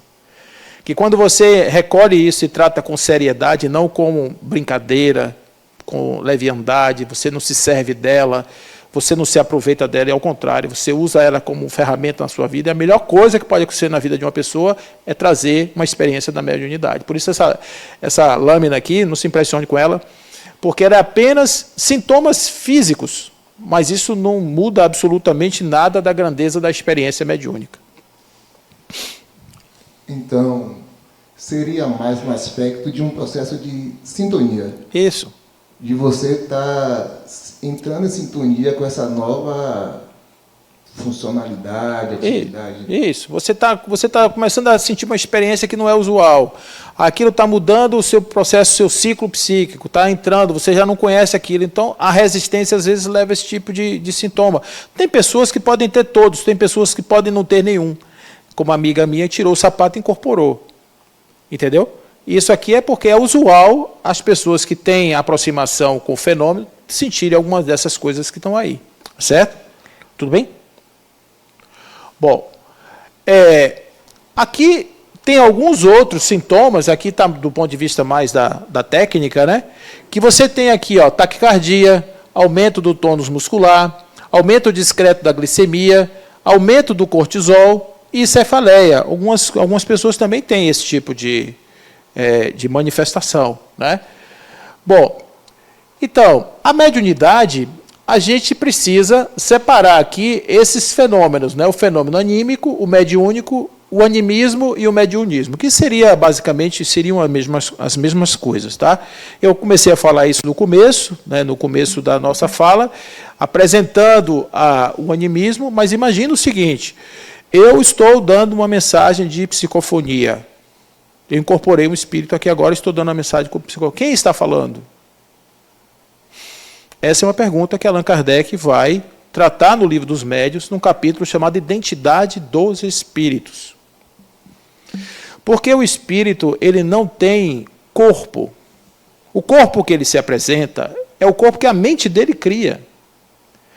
Então, imagine o seguinte, ele pode estar apresentando, ele morreu com a idade de 87 anos. Vocês acham que o espírito vai ficar com 87 anos no plano espiritual, se ele pode estar com 30? A minha mãe dizia, quando meu pai desencarnou, que ele ia visitar ela todo dia, mas ele estava todo jovem, vestido de branco, da cabeça aos pés. Então, ele escolheu a melhor forma que ele achou que era para visitar a mulher. Não é assim? Então, acontece muito isso, que a comunicação, ela não pode ser, a identificação, ela não pode ser dada por nada visual. O visual, claro, ajuda, mas ela não é determinante. Não é determinante a assinatura da comunicação, não basta o médium dizer, isso aqui é Bezerra de Menezes. A análise tem que ser do conteúdo da mensagem. O conteúdo da mensagem fala a respeito do grau evolutivo do espírito que está se comunicando. Portanto, quando você dá uma comunicação, o importante é o conteúdo daquela mensagem. Então você diz, essa mensagem aqui é de Isaac Newton, e aí de repente quando a pessoa fala, comete erros grosseiros naquilo que seria o campo de conhecimento do Isaac Newton, é claro que aquilo leva a crer que aquele espírito não é Isaac Newton. Então, o espírito se comunica de maneira jocosa, tem outros que são mais sérios, tem outros que são mais científicos, tem outros que são pseudo-sábios. Tem uma série de classificações da comunicação.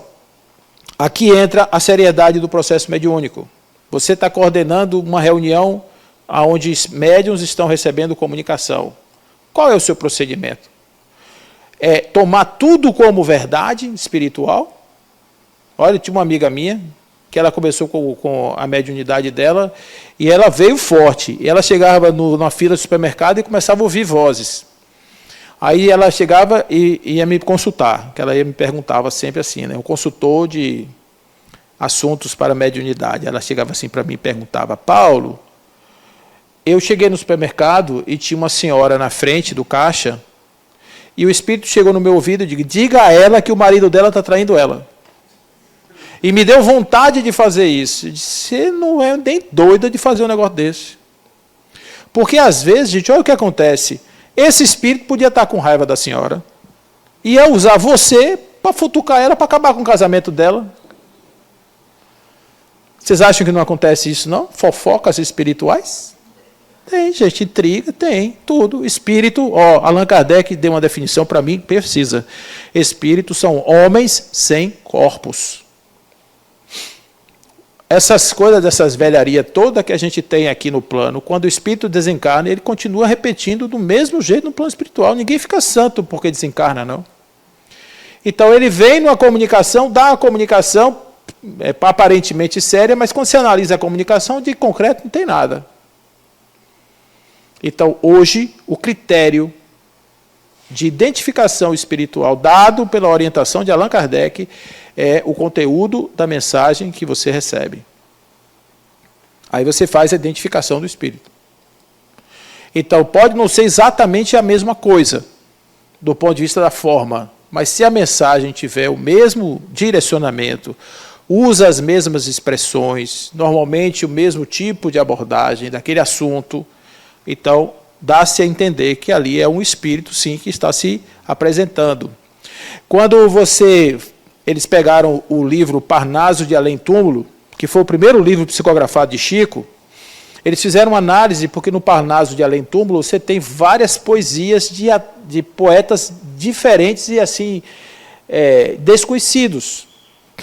Então, você quando vai fazer uma análise para saber se aquele espírito realmente, aquele Castro Alves está ali, aquele Augusto dos Anjos ali, você tem que pegar o poeta vivo, o estilo de formação dos versos e tal, da construção das frases, o tipo de assunto que eles abordavam, a maneira como eles abordavam, e aí você pega aquilo ali e olha agora a mensagem que está sendo construída e vê se tem coerência.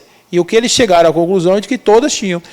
E aí chega o ponto de, se eu não me engano foi Monteiro Lobato, que disse, se esse rapaz escreveu esse livro, e ele era um rapaz, tinha 20 e poucos anos, era um tabaréu de Minas Gerais, que não tinha formação acadêmica, nem tinha condição de instrução para escrever aquele livro. Não tinha, decididamente. Então, se ele escreveu esse livro, esse rapaz aí, ele tem tantas cadeiras quantas ele queira na Academia Brasileira de Letras. Então, a força desse negócio. Agora, do mesmo jeito que tem isso, você tem um médium que chega em casa, toma uma cerveja, ouve o pagodão o dia todo, chega de tarde, de noite, chega em casa, ele quer psicografar. Aí psicografa e depois publica um livro e bota o nome do espírito na capa. Uma vez eu cheguei num centro espírita, a moça falou assim para mim, tivemos uma reunião mediúnica hoje, beleza, e tem um livro aqui, uma mensagem que o espírito X escreveu para você. E é um espírito que eu adoro. Pela profundidade das mensagens. Tá? Eu estudo as mensagens dele. Aí, disse, o espírito passou aqui e deixou uma mensagem para você. Aí eu fiquei todo feliz. Nossa, meu Deus. Ele ouviu as minhas preces, literalmente. Ele sabe que eu existo. Olha aquela sensação, sabe? Aí, quando ela me deu a mensagem que eu olhei, meu Deus. Nunca, não é longe, nem pensar. Aí você consegue realmente separar o joio do trigo. Por isso vocês que estão entrando no estudo da mediunidade, quando vocês entrarem no campo, tanto vocês como médiuns, quanto... Se vocês estiverem começando na mediunidade, não tenham um receio de falar. Quem vai ter que fazer esse filtro não são vocês. Vocês não são, como diz o outro, vocês não são pagos para filtrar. Vocês são pagos para falar. Quem vai filtrar é quem está coordenando a reunião. Porque se você não fizer isso, se você não se permitir isso, você não terá a possibilidade de dar uma comunicação se você tiver realmente essa vontade. Claro que com o passar do tempo, com o ajuste, o tuning, você vai reduzindo. Você mesmo vai percebendo que não é mediúnico, que aquilo ali é só uma coisa. Mas se deu vontade de falar, tu fala. Vai que, de repente, né, naquilo ali sai alguma coisa. Temos aí uma pergunta? É isso? Não. Ok. Tá bom, gente? Então, o animismo é isso, é a influência que o médium exerce na comunicação. E eu gosto de falar sobre isso porque a comunicação, mesmo a comunicação anímica, ela não perde a qualidade. Ela perde a qualidade quando o animismo ele é prejudicial. Uma vez uma moça perguntou assim para mim, Paulo, é comum o mentor da casa reclamar do ar-condicionado? Eu disse, não. Não. A comunicação tem muito centro que, para pintar a parede, faz reunião mediúnica para perguntar ao espírito mentor qual é a cor que pinta a parede. O nome disso é fascinação. Allan Kardec deixa isso claro. Espírito não se intromete em cor de parede. O espírito trabalha com a seriedade do processo, com a formação moral dos médiuns, com o equilíbrio do trabalho, com a seriedade do trabalho, com a técnica. E se preocupam com isso. Vocês têm ideia de quanto tempo, como é a formação de uma reunião mediúnica? Só para vocês saberem. Você vai fazer uma reunião mediúnica, aí você diz assim, vamos fazer uma reunião mediúnica hoje, 6 horas da tarde. Vamos fazer aonde? Vamos fazer aqui em casa. Para acontecer uma reunião mesmo de verdade, os espíritos amigos, eles precisam preparar o ambiente. E isso, às vezes, leva 48 horas.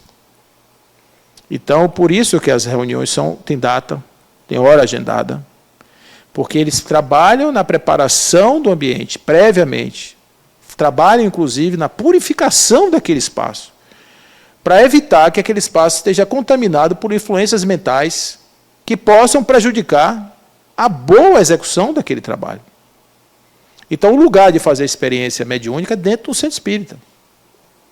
Na sala que foi apropriada para isso, com os horários programados e com a equipe programada. Então, você imagina o seguinte, você é voluntário de um trabalho mediúnico.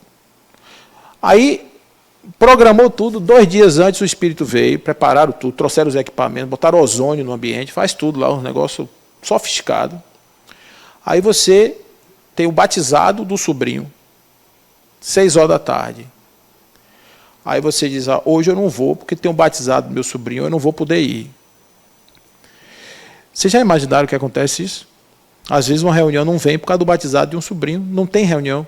O médium não aparece, o doutrinador não vem.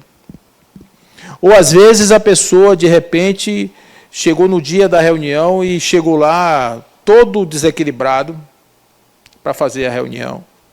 E aí, quando você chega para fazer uma reunião todo desequilibrado, aquele trabalhador, naquele dia, não vai poder fazer o trabalho. Imagina qual é a qualidade energética de uma pessoa que está em desequilíbrio. A pessoa tem que dizer, hoje eu não posso, hoje eu não tenho condição. E o grupo tem que entender isso. Inclusive os espíritos, claro, vão entender. Então, é um trabalho, gente, que tem muita responsabilidade. Então, se você se compromete, você se comprometa sabendo que você não está se comprometendo com 2 pessoas, você está se comprometendo com uma equipe de 300 seres humanos que estão participando de um processo que em prol de ajudar alguém. Por isso é que a gente tem que tratar isso de forma muito séria. A mediunidade não é brinquedo. Porque quando você trata de maneira leviana, quem se aproxima da reunião? É reunião de copo. Quem aqui já fez reunião de copo? Já fez em casa a reunião de copo? De botar o copo para rodar e ficar... Né? O que se apresenta ali são espíritos tipológicos, espíritos muito ainda no estado primitivo do seu desenvolvimento. Então, se você faz reunião, por exemplo, para reunião de adivinhação sobre o futuro de pessoas, quem vai aparecer? São aqueles espíritos que querem... Ah, ali, o tolo acreditou. Eu falei que vai acontecer e a pessoa acredita. Tem pessoas que gostam de ouvir o que elas querem ouvir. Aí vai para uma reunião e fica forçando ali o médium até o médium dizer o que elas querem ouvir. Aí ela sai de lá toda feliz, porque o médico disse a crença que ela quer. Está entendendo, gente? Então, a mediunidade não foi feito para adivinhar futuro, para ler mão, para essas coisas. Mediunidade não é para isso. Mediunidade é para nos orientar como nós fazemos o nosso caminho na nossa senda evolutiva, no nosso processo evolutivo, nos ajudar a isso. Então, as mensagens que nos ajudam a isso são boas. As mensagens que vão ajudar o indivíduo a se construir são legais. Agora, aquelas mensagens que eu vou destruir fulano para beneficiar ciclano, desculpa, isso não tem nada a ver com o que a gente está falando aqui. Tem a ver com Goécia, com magia negra. A gente tem que falar com as coisas, com o uso da mente para prejudicar uma pessoa, para prejudicar um grupo, enfim. Aí a gente tem os fenômenos chamados fenômenos obsessivos que estão nesse tipo. Né? Então, gênero mediunidade, os sensitivos, que sentem a presença do espírito, é aquele arrepio que você sente no braço, é aquela sensação de que você não está sozinho. Né? Isso aqui é o sensitivo. O natural, o inconsciente, né? Aqueles que têm o fenômeno se expressa muito rapidamente, naturalmente você tem o fenômeno se apresentando, e os facultativos ou voluntários são aqueles que eles fazem quando eles querem. Né? Inclusive, você pode ter um inconsciente facultativo, um inconsciente voluntário, que ele pode entrar quando ele quiser. Isso não são categorias que estão assim esparsas, tá? Outros aí, o tipológico, são os fenômenos de batidas, aqueles dos raps, aqueles fenômenos típicos de espíritos chamados batedores. Os de transporte, o médium de transporte não é aquela pessoa que leva palestrante para a semana espírita. O povo tem mania de dizer isso, né? Aí chega assim, vai pegar em casa e diz assim, eu sou fulano, seu médium de transporte. O médium de transporte não é isso. O médium de transporte é aquele que consegue, através da sua faculdade, trazer coisas para dentro do espaço da experiência. Trazer flow, trazer objetos, materializar coisas. Então, né? Os médiuns curadores. Aqui tem um negócio aqui para a gente falar sobre isso. Tá? Médium curador, ele é um médium que tem a faculdade de transportar um nível de energia que é reestabelecedora, que é regeneradora de tecidos ou de lugares que estão em disfunção energética. Deixa eu dizer de outra forma. O médium curador, normalmente, ele trabalha no campo sutil, não trabalha no campo físico. Então, trabalha no campo sutil e o campo sutil trabalha no campo físico. É por isso que esse processo ele é lento. Normalmente é lento, esses processos espirituais. A pessoa tem que voltar várias vezes, etc., porque você está fazendo um trabalho no campo sutil e esse campo sutil reflete no campo físico. Aquilo que a gente estava conversando mais cedo sobre energia, né? Campo de energia. Então, você está atuando aqui para refletir aqui. A energia vem aqui, não vem aqui. Mas você tem alguns tipos de médiuns de efeitos físicos curadores, como é o caso de Arigó, por exemplo, que ele conseguia intervir na matéria. Ele botava a mão lá dentro, abria um buraco, metia a mão, arrancava um tumor e tirava assim, botava dentro da panela e fechava a ferida, não tinha sangramento, não tinha infecção, não tinha nada. Alguém aqui assistiu o filme O Predestinado? Aquilo é real, gente. Real mesmo. É um fenômeno aquilo ali, né? Tem o caso, por exemplo, do fenômeno de cura por materialização. Você tem o caso disso. E eu tenho um caso reportado. Eu tenho um trabalho de cura, e uma dessas experiências, uma dessas reuniões, a menina tinha um desvio na coluna. Era um desvio, que era um caso do SARA, tratado no SARA. E ela usava um colete. E ela devia ter 15 anos de idade, mais ou menos. 14 para 15 anos nessa época. Acho que, se muito, tinha 14 anos. E eu me recordo do dia em que, numa sessão do tratamento, a coluna dela se mexeu. Como se fosse um negocinho assim de papel. Foi mexido assim para o lado. E corrigiu o defeito da coluna dela, assim, rapidamente. E ela depois voltou no SARA, e o médico falou para ela assim, para a mãe, né? Infelizmente, a gente não tem explicação para dar, mas sua filha está curada. Então, acontece isso. Você tem uma intervenção mais física. É como se dizia na época, que eram os chamados fenômenos de cura, que você tem um nível de interferência, mas aquilo ali não é comum. Não é o normal. O normal é você atuar no campo energético, o campo energético atua no campo físico. Pode ser a distância? Pode. Já que você está atuando no campo energético, pode ser a distância. Agora, nada como você estar dentro de um espaço que você consegue fazer essa intervenção de uma maneira mais precisa. Aí, uma vez, perguntaram assim para o médico, né? Esse médico que nos ajuda nesse trabalho, perguntaram assim, doutor, por que o senhor usa esparadrapo nas suas intervenções? Aí ele respondeu, para as pessoas acreditarem. Só por isso. Porque não tem sangramento, não tem nada, tem corte, não tem nada. Para as pessoas acreditarem. Certo? Agora, o que Allan Kardec fala dos médiuns curadores? Ele diz, os médiuns curadores são difíceis de se encontrar. Em hipótese alguma, nesse trabalho, pode ter qualquer tipo de pagamento. Para vocês terem ideia, Allan Kardec diz que se você for magnetizador é aquele que dá do seu próprio fluido, e que faz passe magnético, e que faz aquela coisa de mão, que passa para cima e baixo. Esse daí, ele admite até que o cara cobre. Porque ele está doando uma coisa dele, está doando o fluido do corpo dele. Mas esse daqui, que é o espiritual de cura, ele diz de jeito nenhum. Não se pode confundir absolutamente. Aí você tem outro tipo aqui, ó, auditivo, que é o que ouve, o falante, que obviamente que é o que, né, que fala com a interferência espiritual, e aqueles que escrevem, que são os psicógrafos. Agora, como é que acontece o fenômeno da mediunidade? Olha aí. Espírito não entra no corpo de ninguém. É como aparece em Ghost, né? A pessoa está sentada, aí de repente vem o espírito lá e entra na médium. Isso não acontece. O que acontece é um fenômeno de aproximação perispiritual, como está aí nessa figura, você está vendo ali, o corpo e os perispíritos ali correspondentes, e você tem uma comunicação entre o perispírito do médium e do espírito comunicante. Ó, essa comunicação é assim. Então, deixa eu ver se tem uma figura melhor. Essa aqui. Esse campo aqui, ó, é o perispírito do comunicante. Aqui, o médium. Então, há um fenômeno chamado de embalonamento, que é o aumento do perispírito. Ele se expande, os dois se expandem o perispírito, e eles têm uma confluência aqui, ó. É nessa confluência que existe o transporte de informação de um para o outro. E a depender do grau de mediunidade, há também uma predominância dessa influência nos campos do sistema nervoso do médium, aonde o espírito pode comandar parte do corpo do médium, através dessa influência.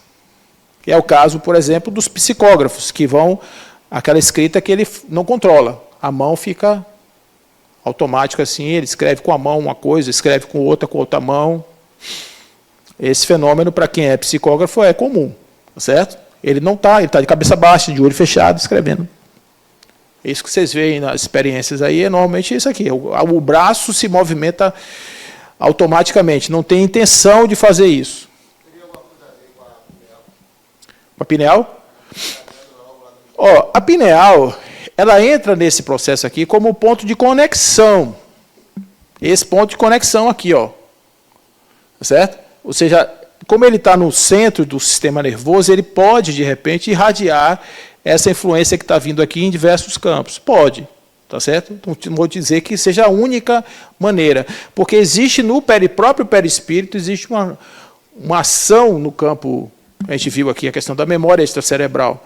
Então, existe no perispírito uma própria estrutura dele de comunicação e de influência no corpo que pode dar acesso a certas áreas do corpo do médium. Tá certo? Isso vai depender do grau de penetrabilidade dessa influência aqui.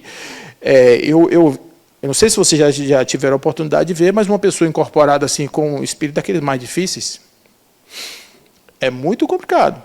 Para você segurar a onda, segurar uma pessoa dessa, porque ele vem...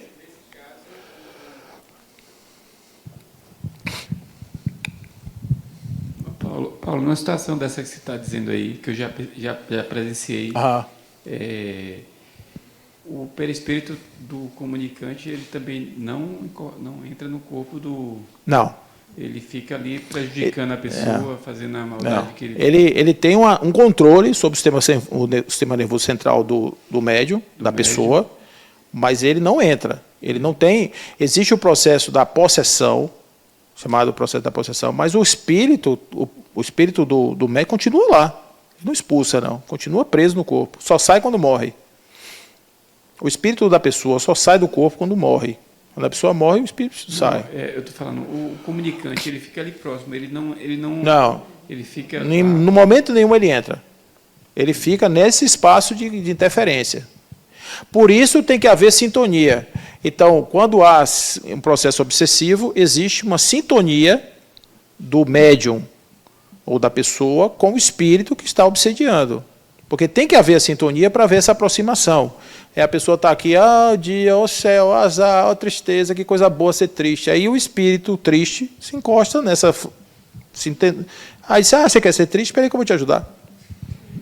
E quando você percebe o comunicante, no caso, no chão, rastejando, como se fosse seria aquela forma que o espírito comunicante estaria no plano espiritual? Pode ser que ele esteja se mostrando, vou te dar a resposta, pode ser que ele esteja fazendo isso para impressionar a pessoa, ele esteja simplesmente se fazendo de cobra para impressionar.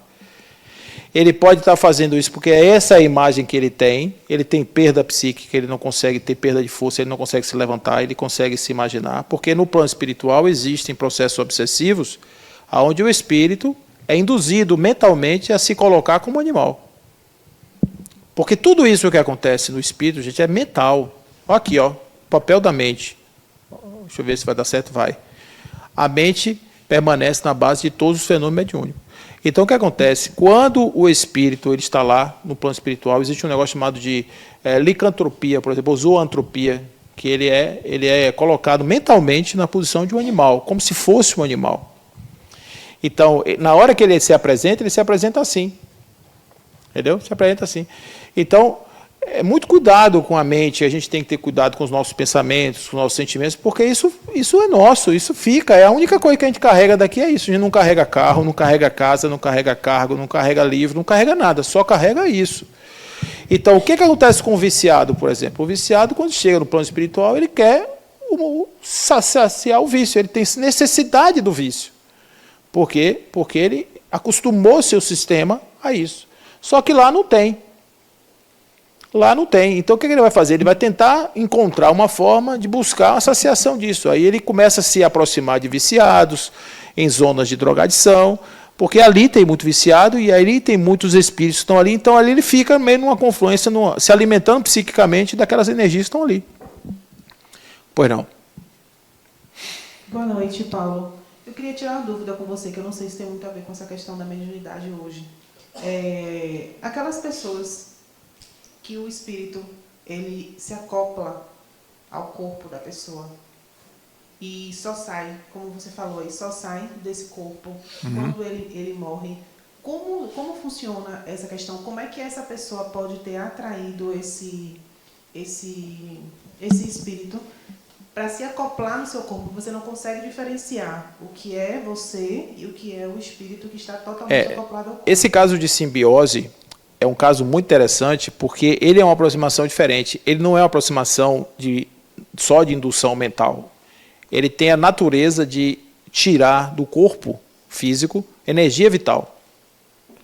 E pode estar tirando também energia mental, para levar ao esgotamento físico. Então, por exemplo, é um processo obsessivo usar um espírito que está numa condição que se chama de ovoide. O espírito ele entra no processo de monoideação, ele fica só em uma ideia, aí ele perde a sua forma, ele fica como um ovoide. E ele é colocado no campo espiritual da pessoa, para poder tirar a energia física e deixar a pessoa mais suscetível a um ataque de uma interferência espiritual.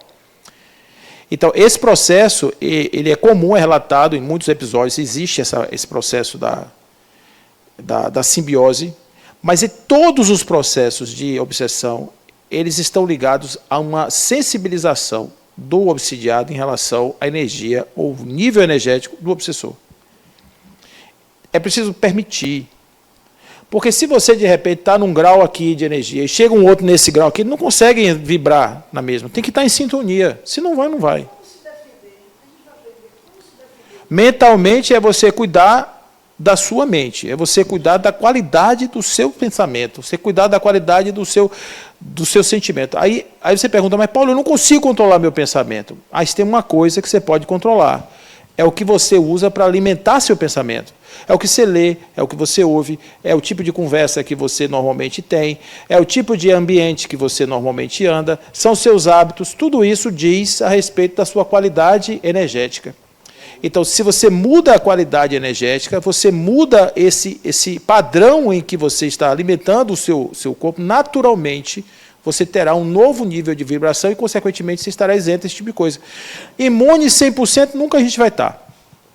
Porque você sempre tem aquele momento que você dá uma fraquejada, você cai um pouco, etc. Mas se você conseguir trabalhar do ponto de vista de uma profilaxia, onde você consiga ter isso de forma mais recorrente, de forma mais sistemática, você não tem tantas influências como a gente encontra aí ordinariamente. A gente encontra isso ordinariamente, uma pessoa, de repente, todo mundo...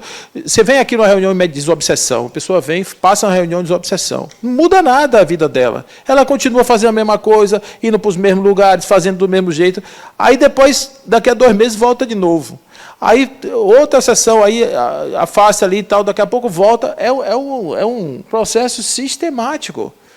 Né? Então, o que realmente faz a diferença? É quando a pessoa muda o seu padrão mental. Aí, quando muda o padrão mental, ela sai daquela caixinha e mesmo que tenha aqueles que se aproximem, eles não vão conseguir acessar. Não vão conseguir.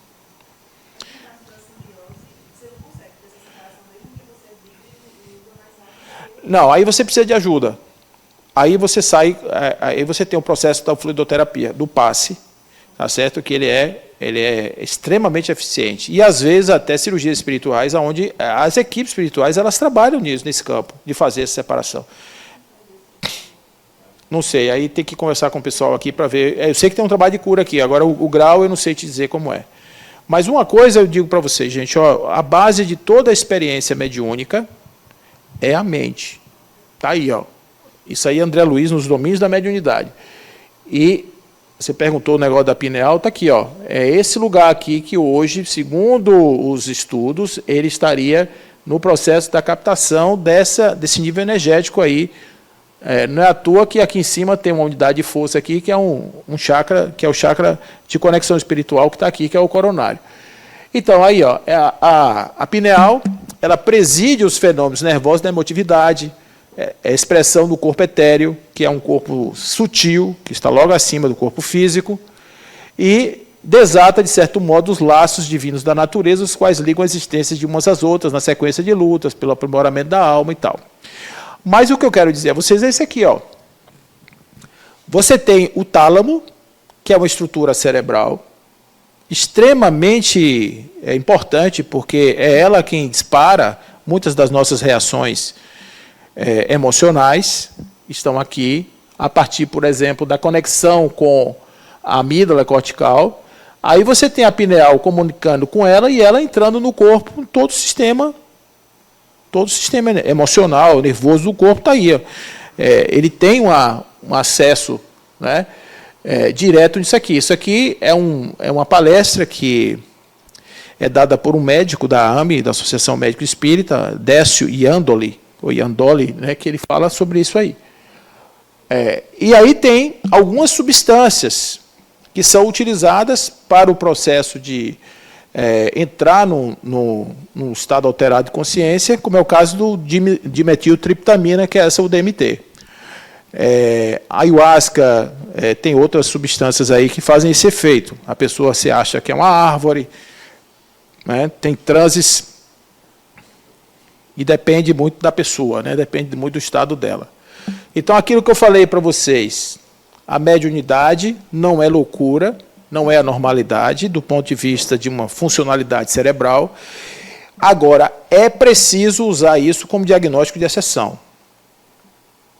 Primeiro, a pessoa está em desequilíbrio, aparentemente está numa possessão, aparentemente está num fenômeno mediúnico. Se isso estiver atrapalhando a vida dela, ela passa por um processo de avaliação normal, como se seria da medicina. Se não tiver nenhum tipo de apontamento que possa realmente indicar que ali existe algum distúrbio, então você tem que recorrer ao lado da mediunidade. Isso aí é muito utilizado em hospícios, em casas de recuperação de pessoas com problemas que hoje são chamados dos neuroatípicos, né, patológicos. Então, esse caso aí, você tem a terapêutica da desobsessão, do passe, da água fluidificada, aplicada em pessoas que aparentemente eram dadas como loucos. Bezerra de Menezes escreve um livro chamado A Loucura sob o Novo Prisma, que ele fala sobre isso. A Bezerra de Menezes não é espírito, Bezerra de Menezes, médico, vivo, escreve isso. É um livro que ele deixa aí de legado da sua experiência como profissional da área de medicina. Certo? Mas eu queria mostrar para vocês aqui, ó. André Luiz escreveu isso nesse livro, Nos Domínios da Mediunidade, que ele escreve muito sobre a mediunidade, e eu vou passar isso aqui só porque é o seguinte, porque todo o processo tem as suas vantagens e as suas desvantagens. Então, se você entra no campo da mediunidade, eu já disse, você entra num compromisso, você se compromete. Então, você entra, não vai acontecer nada se você deixar de ser médium, tem pessoas que minha vida atrasou depois que eu... Isso é tudo superstição, fantasia. O que acontece é que você deixa de exercitar uma face extremamente importante e positiva do seu psiquismo. Você deixa de usar, né? Essa é a maior dificuldade. Na questão 226 do Livro dos Espíritos, o desenvolvimento da mediunidade é proporcional ao desenvolvimento moral do médium. Eu já falei a vocês que não. Isso está no Livro dos Espíritos, dizendo que não. Tem uma figura aqui que eu quero mostrar para vocês. Aqui. Esse aqui. Que são os processos chamados obsessivos que Allan Kardec apresenta. E aqui são 3 os estágios. Isso aqui ele apresentou no Livro dos Médiuns, querendo dizer o seguinte, que a pessoa que é médium está mais suscetível às interferências espirituais. Então, você tem aqui interferência que é chamada de simples. Eu brinco até dizendo que é assim, você está... Estou acabando já, viu, gente? Você está em casa, vem para o centro, hoje.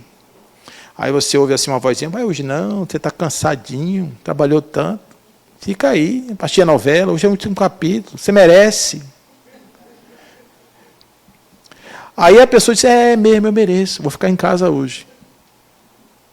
Aí no outro dia diz, não vai andar não, vai andar não, você já andou demais, assim você vai se perder, você vai emagrecer muito, vai ficar feio com a cara puxada. Esse tipo de conselho, gente, que é conselho que leva você, não estou dizendo que isso é espírito, tá certo? Isso às vezes é a preguiça mesmo da gente.